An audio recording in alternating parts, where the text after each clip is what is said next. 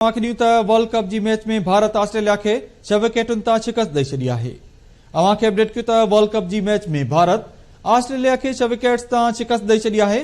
Australia तरफा मिलियल 200 runs जो टारगेट भारत 4 विकेट्स के नुकसान से 42 ओवर में पूरो करे वरतो है।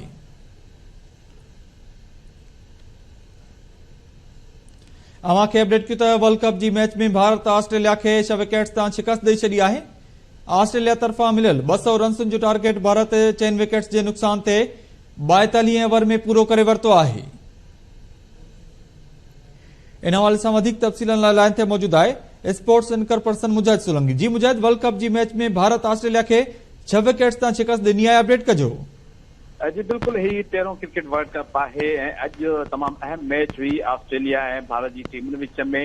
एक दिलचस्प ऐं सख्त मुकाबलो ॾिसण आयो। नो डाउट इंडिया की टीम 6 विकेटुन तक कामयाबी हासिल कई है, पर एक मौके ते ईअं महसूस थे पो इंडिया की टीम के इन मैच में शायद तमाम घणी मुश्किलातुन के मुंह ॾियणो पए, पर उन कामयाबी हासिल करे वरिती है। पहिरियों बैटिंग करण जो फैसलो कयो ऑस्ट्रेलिया की टीम ऐं इंडियन बॉलर के साम्हूं उहे बेहतरीन बैटिंग जो मुज़ाहिरो न करे सघिया। सिर्फ 199 रन स्कोर करे सघी ऑस्ट्रेलिया की टीम। मज़बूत बैटिंग लाइनअप ही 44 रन स्टीवन स्मिथ ठाहे टॉप स्कोरर रहियो। उन सां गॾु डेविड वार्नर 41 रन की इनिंग खेॾी, जॾहिं त 27 रन की इनिंग खेॾी मार्नेस लिबोशेन। उन खां अलावा 28 रन स्कोर करण में कामयाब थियो फास्ट बॉलर मिचेल स्टार्क।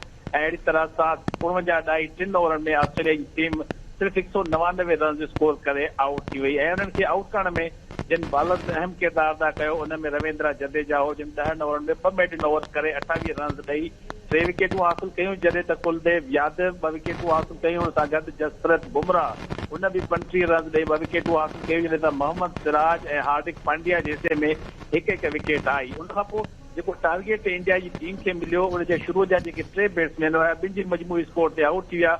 उन वक़्तु ईअं महसूस थी रहियो त इंडिया तमाम घणी मुश्किलातुनि जे वर चढ़ी वई है, छाकाणि जो रोहित शर्मा का भी रन स्कोर न करे सघियो। ईशान किशन भी बग़ैर रन ठाहिण जे आउट थियो ऐं उन खां पोइ शहरयार एयर जेको आहे उन भी का रन स्कोर नहीं कई। पर अहिड़ी तरह सां ॿिनि जे मजमूई स्कोर ते 3 रांदीगर आउट थियण खां पोइ अॻूणो कप्तान विराट कोहली ऐं KL राहुल 5 विकेट की पार्टनरशिप में 165 रन स्कोर करे टीम की कामयाबी में अहम किरदार अदा कयो है। विराट कोहली 116 बॉल खेॾिया, 85 रन स्कोर कयूं, जंहिंमें 6 चौका शामिल आहे, उहो आउट थियो। उन सां गॾु KL राहुल आख़िर ताईं बीठो रहियो, 97 रन की इनिंग खेॾी, 115 बॉल उन फेस किया, जंहिंमें 8 चौका ऐं 2 छक्का शामिल आहे। जंहिंमें हार्दिक पांड्या 11 रन की इनिंग खेॾी 8 बॉलन ते, जंहिंमें 1 छक्को शामिल हुयो। सिर्फ जोश हेज़लवुड बेहतरीन बॉलिंग जो मुज़ाहिरो कयो है ऑस्ट्रेलिया की टीम की तरफां। 9 ओवरनि में 1 मेडन ओवर ॾेई 38 रन एवज़ 3 विकेटूं हासिल कयूं, जॾहिं त मिचेल स्टार्क 1 विकेट हासिल कई। अहिड़ी तरह सां शुरू में जेको टारगेट हो 200 जो उहो तमामु मुश्किल नज़र आयो, पर